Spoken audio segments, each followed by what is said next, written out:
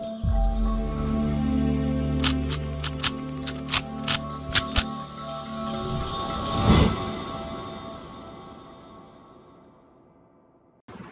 Guys, welcome to विवा classes. आज हम आपके साथ एक नया सब्जेक्ट स्टार्ट करने जा रहे हैं, दैट इज इंडियन इकोनॉमिक्स।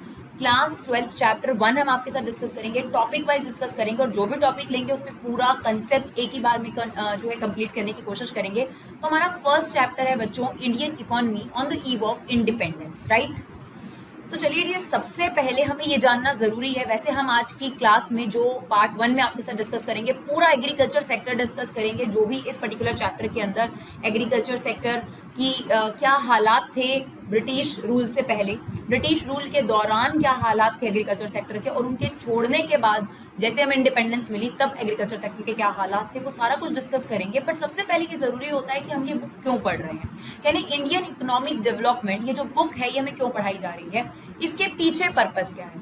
तो डियर, इसका जो पर्पस है वो ये है कि आप अपनी इकोनॉमी के फीचर जान सके कि आपकी इकोनॉमी कैसी है और आपने क्या क्या फेजेस स्टेप्स फॉलो करे, क्या प्रोसेस आपका रहा उस डेवलपमेंट पे पहुंचने का।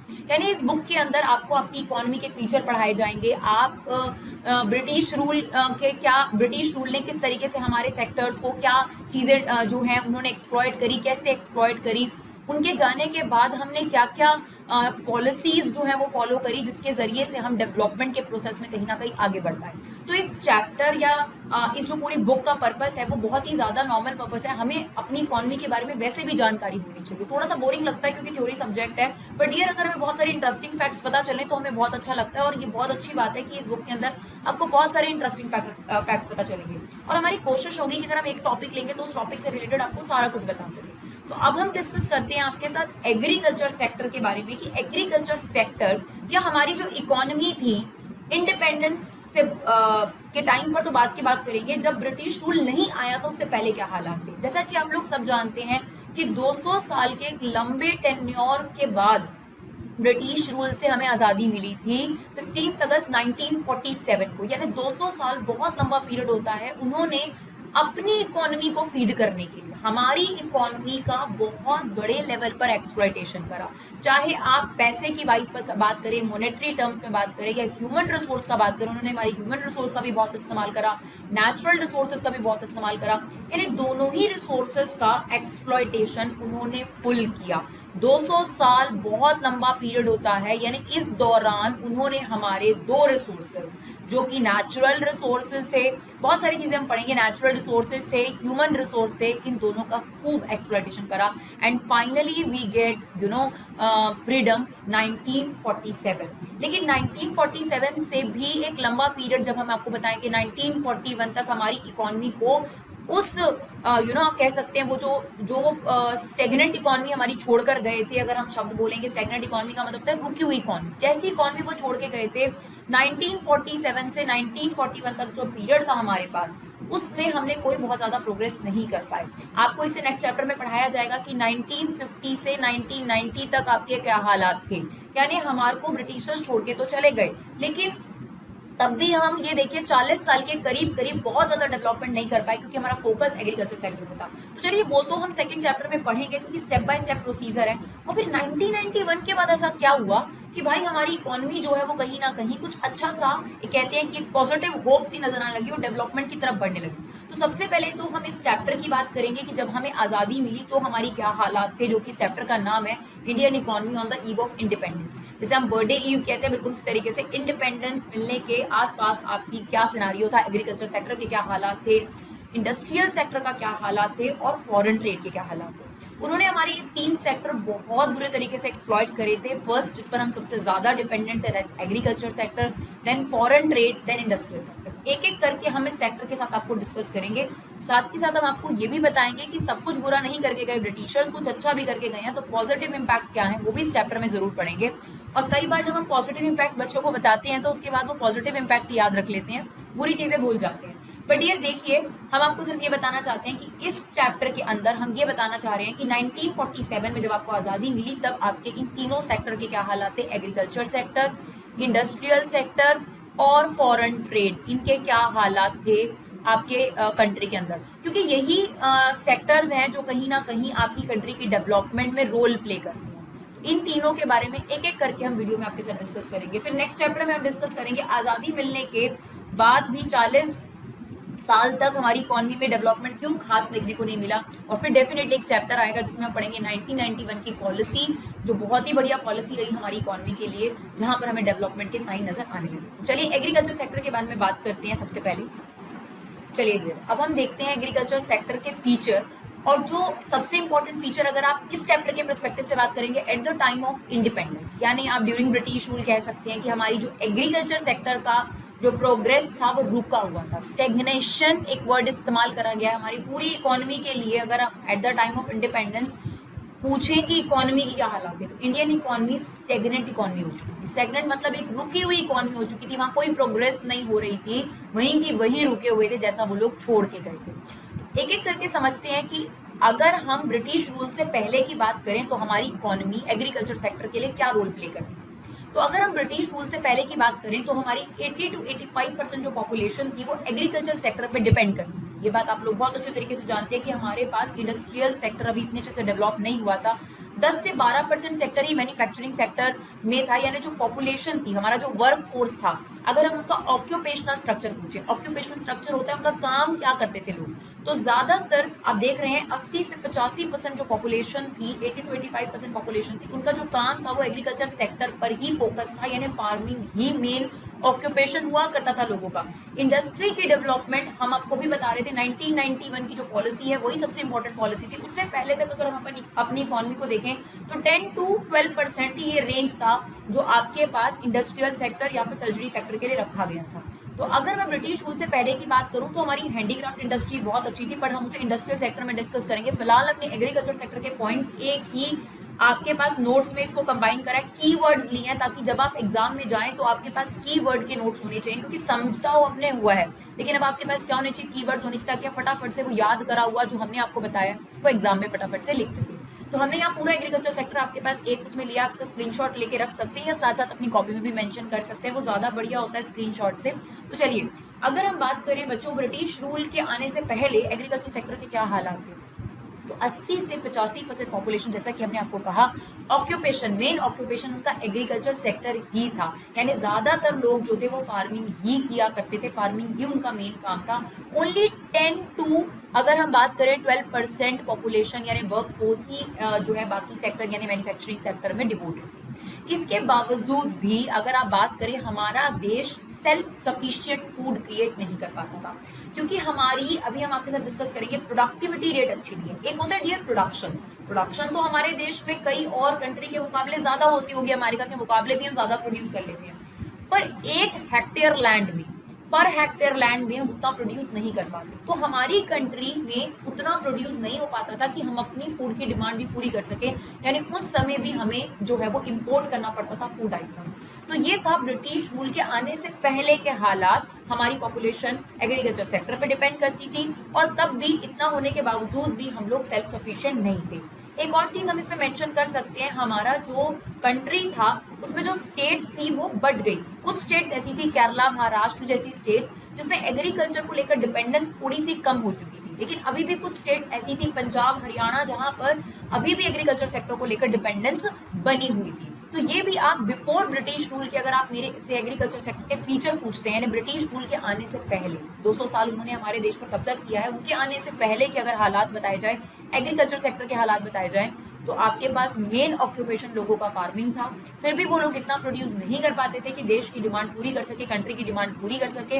हाँ, एक अच्छा फेज हमें ये देखने को जरूर मिल रहा था इनके आने से पहले ही कि हमारी जो कुछ स्टेट्स थी उन्होंने एग्रीकल्चर पे थोड़ा बहुत अपना डिपेंडेंस जो कम कर दिया था, जैसे हम केरला, महाराष्ट्र जैसे स्टेट्स की बात करें, आंध्र प्रदेश, जबकि दूसरी तरफ ऐसी स्टेट्स थी उड़ीसा, पंजाब, हरियाणा, जिनका डिपेंडेंस अभी भी एग्रीकल्चर सेक्टर की तरफ बना हुआ था।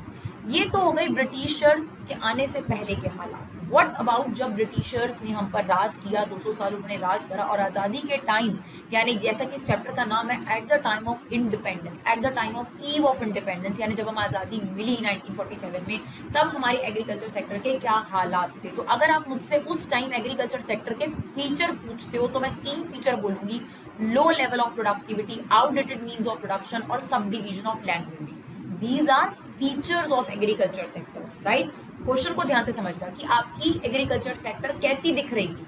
पहला पॉइंट है लो लेवल ऑफ प्रोडक्टिविटी। इसका क्या मतलब है? लो लेवल ऑफ प्रोडक्टिविटी का मतलब होता है पर हेक्टेयर लैंड पर, यानी 1 हेक्टेयर लैंड पर जो हम लोग उगाते थे वो बहुत ही कम था बच्चों। चाहे हमारे देश की मेजर पॉपुलेशन प्रोडक्शन पे लगी हुई थी, पर फिर भी आप 1 हेक्टेयर लैंड पे उतना प्रोड्यूस नहीं कर पाते थे। लो लेवल ऑफ प्रोडक्टिविटी का क्या मतलब होता है? जैसे मान लीजिए कि अगर एक कंट्री है ए और एक कंट्री है आपके पास बी, ठीक है, यहाँ पर भी 100 टन जो है वो वीट प्रोड्यूस होता है, यहाँ पर भी 100 टन प्रोड्यूस होता है, लेकिन यहाँ ये 100 टन प्रोड्यूस करने के लिए 20 लोग लगे हुए हैं, ठीक है, पर्सन्स कितने हैं आपके पास? 20, और यहाँ पर आपके पास 10 लोग ही ये काम कर देते हैं। तो अगर मैं आपसे पूछूं कि प्रोडक्टिविटी बताइए, प्रोडक्टिविटी पर पर्सन या पर हेक्टेयर में बताई जाती है, तो कंट्री ए की प्रोडक्टिविटी क्या है पर पर्सन? अगर मैं पूछूं, अगर मैं इसे 20 से डिवाइड करूं, यानी हर पर्सन जो है 5 टन प्रोड्यूस कर देता है। जबकि अब बी कंट्री की अगर आप बात करेंगे तो 100 टन बनाने में 10 लोग लगे हुए थे, यानी एक अकेला जना 10 टन प्रोड्यूस कर देता है वीट। तो अगर प्रोडक्टिविटी की बात करिए, दोनों की प्रोडक्शन सेम लग रही है, लेकिन प्रोडक्टिविटी बी कंट्री की अच्छी है। तो एक पर्सन कितना प्रोड्यूस कर सकता है या 1 हेक्टेयर पे आप कितना प्रोड्यूस कर सकते हो, ये बहुत मैटर करता है। और अगर आप अपनी कंट्री की बात करेंगे, यानी इंडिया की हमारी बात करी जाए, तो वहाँ पे लो लेवल ऑफ प्रोडक्टिविटी थी। उसके कई रीजन थे। देखिए, आउटडेटेड मीन्स ऑफ ट्रांसपोर्टेशन, यानी फर्टिलाइजर उतने बढ़िया नहीं थे, मशीन्स हमारे पास उतनी ज़्यादा अच्छी नहीं थी, टेक्नोलॉजिकली हम लोग डेवलप नहीं थे, और बहुत नॉर्मल सी बात थी कि कहीं ना कहीं इन लोगों ने हमें डेवलप होने भी नहीं दिया, ब्रिटिशर्स ने हमें डेवलप होने भी नहीं दिया, राइट। और तीसरा जो सबसे बड़ा कारण है वो ये है कि हमारे यहाँ जो फार्मर्स थे ना, उनके जो लैंड थे वो बहुत छोटे छोटे थे, यानी सब डिवाइडेड। यानी ऐसा हुआ करता था कि ये फादर हैं, अब फादर के 5 बच्चे हो गए, तो उन्होंने वो जो लैंड था 5 बच्चों में डिवाइड कर दिया। तो वो जो लैंड होल्डिंग थी वो बहुत स्मॉल स्मॉल थी। जैसे ही लैंड होल्डिंग स्मॉल हो जाती है, उसकी प्रोडक्टिविटी और प्रोडक्शन उतनी ही कम हो जाती है। तो ये 3 फीचर अगर हम बात करें at the time of eve of independence, यानी ड्यूरिंग ब्रिटिश रूल हमारी प्रोडक्टिविटी की क्या हालात थे, ये भी देखेंगे कि क्या रीजन रहे हमारे। ये फीचर देख रहे हैं हम लोग, क्या फीचर देख रहे हैं हम अपनी इकोनॉमी के? 3 हमने मेन फीचर देखे यहाँ पर। एक तो हमारी प्रोडक्टिविटी काफी लो थी। प्रोडक्टिविटी मैंने अभी आपको बताया, पर पर्सन कितना प्रोड्यूस हो रहा है या पर हेक्टेयर कितना प्रोड्यूस हो रहा है, वो हमारी कंट्री का किसी और कंट्री के मुकाबले लो है, इवन इफ 80 to 85% लोग यहाँ पर सामान बना रहे हैं, राइट। अगर यहाँ पर एक कंट्री की अगर बात करें तो मैं ये बताना चाहूंगी कि एक कंट्री में 100 टन सभी लोग लगाकर, मतलब मान लीजिए उनकी 100% पॉपुलेशन थी 20 लोग, है ना, वो लगाकर उन्होंने प्रोड्यूस करा। और जो बी कंट्री है उसमें 50% लोग, उसमें भी 20 लोग हैं, लेकिन उन्होंने 50% पॉपुलेशन का इस्तेमाल करके उतना प्रोड्यूस कर लिया जितना ए कंट्री ने अपनी 100% पॉपुलेशन का इस्तेमाल करके करा। तो अगर बात करी जाए कि इंडियन इकोनॉमी के क्या हालात, इंडियन इकोनॉमी में एग्रीकल्चर सेक्टर के क्या हालात थे जो ब्रिटिशर्स हमें छोड़ के गए, या ब्रिटिशर्स ने पूरा टाइम जो भी हमारा एक्सप्लॉयटेशन किया, एग्रीकल्चर सेक्टर का सबसे ज्यादा एक्सप्लॉयटेशन किया था उन लोगों ने, तो लो लेवल ऑफ प्रोडक्टिविटी, यानी पर हेक्टेयर उतना उपज नहीं हो पाता था। दूसरा जो सबसे बड़ा कारण था हमारे पास लो लेवल ऑफ प्रोडक्टिविटी का, हमारे पास आउटडेटेड मीन्स ऑफ प्रोडक्शन थे, यानी फर्टिलाइजर्स बढ़िया नहीं थे, मशीन्स नहीं उतनी अच्छी थी, इरिगेशन फैसिलिटीज उतनी अच्छी नहीं थी। This is the second feature जो हम अपनी एग्रीकल्चर सेक्टर के बारे में बहुत नॉर्मली बोल सकते हैं। थर्ड और important one, sub division of land holding. जो लैंड ऑनरशिप थी वो भी फर्दर छोटे छोटे पार्ट्स में डिवाइड कर दी गई, जिसकी वजह से और प्रोडक्टिविटी पे कहीं ना कहीं आपके पास फर्क पड़ा। अब हमसे रीजन पूछा जाता है कि रीजन क्या था, हमारी जो एग्रीकल्चर सेक्टर था वो स्टेगनेंट क्यों था, हमारी जो एग्रीकल्चर सेक्टर का डेवलपमेंट था वो क्यों नहीं हो पाया। उसके पीछे 4 बड़े रीजन यहाँ पर दिए गए हैं कि हमारी इकोनॉमी वहीं रुक क्यों गई थी। तो सबसे पहला रीजन हमें दिया गया बच्चों, जमींदारी सिस्टम। ये बात आप बहुत अच्छी तरीके से जानते हैं कि जमींदारी सिस्टम में क्या था, लैंड ऑनर्स अलग होते थे और आपके पास लैंड को जोतने वाले लोग अलग होते थे, जिनको फिलर्स कहा जाता था। तो ब्रिटिश रूल ने ना पूरे तरीके से अपनी इकोनॉमी को फीड करने के लिए हमारी इकोनॉमी का इस्तेमाल करा। मतलब हमारी इकोनॉमी से नेचुरल रिसोर्सेज, हमारी इकोनॉमी का एग्रीकल्चर सेक्टर, हमारी इकोनॉमी का हैंडीक्राफ्ट इंडस्ट्री, उन्होंने पूरे तरीके से अपनी इकोनॉमी को फीड करने के लिए इस्तेमाल करा। इवन आपको ये भी पता है कि कैश क्रॉप का कंसेप्ट उन्होंने हमें दिया था। What is cash crop? Cash crop is a commercial crop concept, जो अभी हम आपको बताएंगे। तो उन्होंने हमें कंसेप्ट दिया था। हमारे फार्मर्स को एटलीस्ट ये नहीं पता था, हमारे फार्मर्स पहले क्या होता था, सिर्फ अपने लिए प्रोड्यूस करते थे। लाइक एक फार्मर है, वो अपने लिए 100 टन बनाता था गेहूं, उसमें से क्या होता था, थोड़ा अपनी जरूरतों के लिए रख लेता था और बाकी क्या करता था, जैसे बार्टर सिस्टम में आपको पता ही था कि उसे सामान के बदले में सामान चाहिए होता था, तो उसे एक्सचेंज के लिए रख लेता था। कभी उसने ये नहीं सोचा था कि यार मैं एग्रीकल्चर या फार्मिंग करके जो क्रॉप बनाऊंगा उसे मैं मार्केट में बेच भी सकता हूँ, यानी सेलिंग कंसेप्ट उसके दिमाग में कभी नहीं आया था। तो ये एक फायदे वाली बात भी है, लेकिन उन्होंने हमें फायदा नहीं होने दिया। उन्होंने हमारे फार्मर्स को ये सोच तो दी कि आप ऐसा प्रोड्यूस कर सकते हो कि मार्केट में आप बेच सको, यानी उन्होंने हमें कमर्शियलाइजेशन का कंसेप्ट तो दिया, लेकिन उन्होंने उसका बेनिफिट अपनी कंट्री को नहीं होने दिया। यानी हमारी कंट्री में ही क्रॉप्स उगाई जाती थी, लेकिन वो क्रॉप्स हमारे फार्मर्स के द्वारा उगाई जाती थी जो ब्रिटिशर्स को चाहिए होती थी, उनके प्रोडक्ट्स के लिए जो चाहिए होती थी उनको, वो हमसे उगाते थे। एक आपको एग्जांपल देते हैं, इसके अंदर वो हमारे फार्मर्स को इम्पोज करते थे कि इंडिगो प्रोड्यूस करो। ये क्या चीज़ थी? ये ब्रिटेन में जो टेक्सटाइल इंडस्ट्री है उसके डाइंग के लिए इस्तेमाल होने वाला मटेरियल था। डाइंग जैसे कलरिंग करते हैं उसके लिए इस्तेमाल होने वाला मटेरियल था। तो वो हमारे फार्मर्स को ये प्रोड्यूस करने के लिए फोर्स करते थे और फिर वो सारा का सारा खुद परचेज करते थे जमींदार से। जमींदार को जो रेट दिया जाता था, ऑब्वियसली जो टिलर्स होते थे, जो असलियत में खेतों को जोतते थे, उन लोगों को उतना प्रोवाइड नहीं करा जाता था। तो सबसे पहले बात करते हैं क्या रीज़न था कि हमारी जो एग्रीकल्चर सेक्टर था उसमें लो लेवल ऑफ प्रोडक्टिविटी हमें देखने को मिली।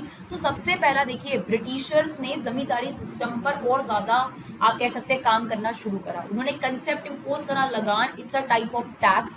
जितना जमींदार टैक्स गवर्नमेंट को पे करा करते थे, ब्रिटिश गवर्नमेंट को पे करा करते थे, उससे कई ज्यादा वो लैंड टिलर से लिया करते थे, यानी फार्मर से लिया करते थे, छोटे छोटे फार्मर से लिया करते थे। उनके पास उस लगान को पे करने के बाद फार्मर्स के पास कुछ खास नहीं बचता था, जिस वजह से वो फार्मर्स ही बने रह गए। वो क्या कहते हैं, आप कह सकते हैं गेहूं उगाने वाले या वही रह गए, और जमींदार जमींदार, यानी वो जो खाई थी वो वहीं की वहीं बनी रही, वो मर नहीं पाई कभी भी।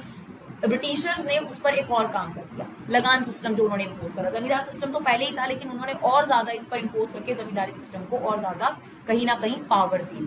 तो सबसे पहला रीजन तो एग्रीकल्चर सेक्टर के बैकवर्ड बने रहने के पीछे, एग्रीकल्चर सेक्टर के वहीं रुक जाने के पीछे था जमींदार सिस्टम, जिसके तहत इन्होंने एक लगान सिस्टम शुरू करा, टैक्स जिसे बोला जाता है इंग्लिश में, जिसमें ये फार्मर्स से, जो टिलर्स होते थे, जो लैंड टिलर्स होते थे, जो भी खेती करते थे, उनसे ये लोग काफ़ी बड़ी मात्रा में लगान लिया करते थे, पर उतना लगान ये गवर्नमेंट को नहीं पे करा करते थे। और ब्रिटिश गवर्नमेंट इसका पूरा सपोर्ट करती थी ताकि उन फार्मर्स का एक्सप्लॉयटेशन होता रहे। रीज़न, जमींदार कुछ गिनती चुनती के, बहुत कम लोग, मुट्ठी भर, लेकिन अगर बात करी जाए फार्मर्स की तो वो ज़्यादा थे। तो उन थोड़े से लोगों को अपने पास रखना ब्रिटिशर्स की स्कीम का एक कहीं ना कहीं अप्रोच का उनका सिस्टम था। तो चलिए, सबसे पहला रीजन तो जमींदार सिस्टम था बच्चों, जिसकी वजह से हमारे देश में जो एग्रीकल्चर सेक्टर था वो कहीं ना कहीं बर्बाद हुआ। दूसरा, मैं भी आपको बता ही रही थी, कमर्शियलाइजेशन ऑफ एग्रीकल्चर, यानी उन्होंने, अच्छाई भी इसे कह सकते हैं कि उन्होंने हमें ये थॉट दिया, लेकिन उस दौरान जब तक उनका पूरा रूल चलता रहा, उन्हें हमें इसका बेनिफिट नहीं होने दिया।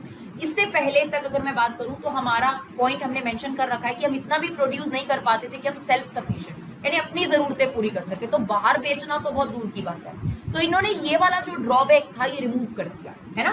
ब्रिटिशर्स के आने से पहले हमने आपको बताया कि हमारी कंट्री अपनी फूड जरूरतों को भी पूरा नहीं कर पाती थी, इवन इफ 80 to 85% पॉपुलेशन उस चीज में लगी हुई, राइट। तो कहीं ना कहीं हमें बेनिफिट दिया, लेकिन दूसरी तरफ वो हमसे सिर्फ उन्हीं क्रॉप्स को उगाने के लिए हमारे फार्मर्स को फोर्स करा करते, जैसे कि हमने अभी आपको एग्जांपल दिया इंडिगो, जिसका इस्तेमाल वो ब्रिटेन में टेक्सटाइल इंडस्ट्री में रॉ मटेरियल के तौर पे करते थे, यानी हमारे यहाँ से रॉ मटेरियल लेकर जाया जाता था।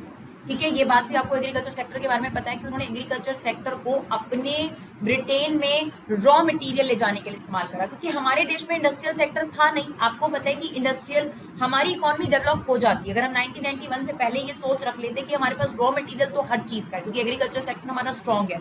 इंडस्ट्रियल सेक्टर हमारा स्ट्रॉन्ग हो सकता था अगर हम समझ पाते कि रॉ मटेरियल तो हमारी कंट्री में अवेलेबल है। जब अंग्रेज हमें छोड़ के गए, ब्रिटिशर्स हमें छोड़ के गए, वो क्यों रहे हमारी कंट्री में इतने साल? क्योंकि वो हमारी एग्रीकल्चर सेक्टर से अपने इंडस्ट्रियल सेक्टर को फीड करते थे। तो क्यों नहीं हमारी समझ में ये बात पहले ही आ गई 1991 से पहले कि हमें भी इंडस्ट्री ज़्यादा से ज़्यादा खोल लेनी चाहिए, क्योंकि हमारे पास रॉ मटेरियल की कोई कमी नहीं है, और अगर हम उन्हें फिनिश गुड बनाकर मार्केट में बेचें तो वो ज़्यादा महंगा बिकेगा। आप खुद सोचिए, अगर आप गन्ना लेने जाते हैं तो कितने का बिकता है, और आप चीनी लेने जाते हैं तो कितने की बिकती है। तो ऑब्वियसली रॉ मटेरियल का प्राइस बहुत कम होता है और फिनिश गुड का प्राइस बहुत ज़्यादा होता है। तो फार्मर्स, जो ये अंग्रेज थे, ये लोग क्या करते थे हमारे यहाँ से, अगर आप इंडिया की बात करें तो इन्होंने हमारे को, सिंपल सी बात थी, रॉ मटेरियल का इम्पोर्टर, जिसमें हम फॉरेन ट्रेड के अंदर, इसके अंदर पढ़ेंगे कि इन्होंने हमारे साथ क्या किया। हमारे यहाँ से रॉ मटेरियल ब्रिटेन में ले जाया करते थे, राइट। और क्या करते थे, उनकी कंट्री से जो फिनिश गुड होता था वो हमारी कंट्री में बेचते थे। उससे हमारी कंट्री को क्या नुकसान होता था? रॉ मटेरियल बहुत सस्ता होता था, है ना। जैसे मैंने अभी आपको बताया, शुगर केन का प्राइस और शुगर के प्राइस में क्या फर्क है। और उसी से फिनिश गुड बनाकर हमारी कंट्री में भी बेचते थे। तो हम फॉरेन ट्रेड के बारे में भी बताएंगे किस तरीके से उन्होंने हमारे फॉरेन ट्रेड को एक्सप्लॉइट करा, क्योंकि एक्सपोर्ट इंपोर्ट उसी में बात आती है, तो हम तभी पढ़ेंगे। लेकिन कहीं ना कहीं जो कमर्शियलाइजेशन ऑफ क्रॉप वाला कंसेप्ट था जो हम आपको बताना चाह रहे थे, वो ये था कि इन्होंने एक सोच तो अच्छी दी थी, लेकिन उस सोच को हमें इस्तेमाल नहीं करने दिया। इन्होंने हमें कैश क्रॉप उगाने पर मजबूर करा, और कैश क्रॉप या कमर्शियलाइजेशन ऑफ क्रॉप एक ही बात है, यानी अब हमारे फार्मर्स प्रोड्यूस करने लगे क्रॉप जिसे वो मार्केट में सेल भी कर सकते थे। लेकिन फिर मैंने आपको वही बात बताई, इन्होंने सिर्फ और सिर्फ वही प्रोडक्ट प्रोड्यूस करने को कहे जो इनको जरूरत के होते थे, और उसमें भी जमींदार का फोर्स होता था, तो लगान इतना ज्यादा लग जाता था कि इनको कुछ खास जो है रिकवर नहीं हो पाता था। तीसरा रीजन हमारी इकोनॉमी में एग्रीकल्चर सेक्टर के बैकवर्ड बने रहने का कारण जो था वो था लैक ऑफ इरिगेशन फैसिलिटीज। मतलब पुरानी टेक्नोलॉजी थी, इरिगेशन फैसिलिटीज भी उतनी अच्छी नहीं थी, फर्टिलाइजर्स भी उतने बढ़िया नहीं थे, मशीनरी भी बहुत अच्छी नहीं हुआ करती थी, जो कि अब ट्रक वगैरह हो जाते हैं। तो वो भी एक बहुत बड़ा रीजन है हमारी एग्रीकल्चर सेक्टर का इंडिपेंडेंस के टाइम पर स्टैग्नेंट दिखने का, right. Last but not list partition. जो पार्टीशन वो हम लोगों का कर गए वो एक अच्छी चीज नहीं थी डियर, उसने भी हमारी कंट्री को काफी हद तक एग्रीकल्चर सेक्टर में रोक दिया। एग्रीकल्चर सेक्टर की जो प्रोग्रेस थी उसको रोक दिया। कैसे? पार्टीशन के दौरान बहुत सारा पोर्शन ऐसा था, पंजाब की अगर बात करें, कश्मीर की बात करें, बहुत सारा हिस्सा हमारा ऐसा था जो हमारा बहुत ही अच्छा प्रोड्यूस करने का सेक्टर था।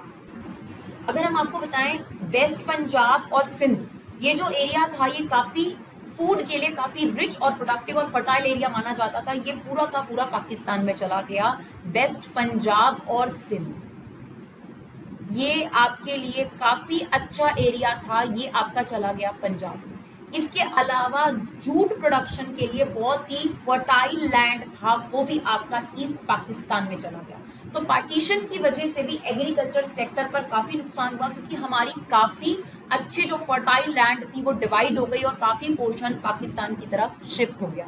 तो ये था आपके पास एग्रीकल्चर सेक्टर। आई होप आधे घंटे की वीडियो से कम में आप लोगों को पूरा एग्रीकल्चर सेक्टर जो वो क्लियर रहा हो। अब हम आपके साथ नेक्स्ट वीडियो में इंडस्ट्रियल सेक्टर और फॉरेन सेक्टर एक साथ लेकर आएंगे।